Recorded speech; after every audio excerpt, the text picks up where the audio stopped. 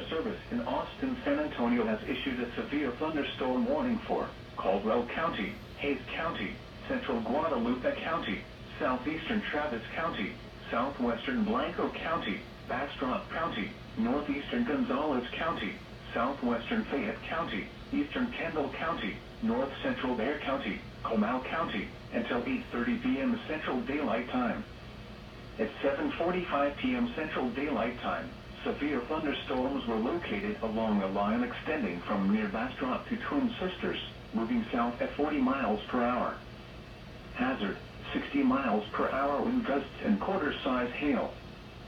Source, radar indicated. Impact, hail damage to vehicles is expected. Expect wind damage to roofs, siding, and trees.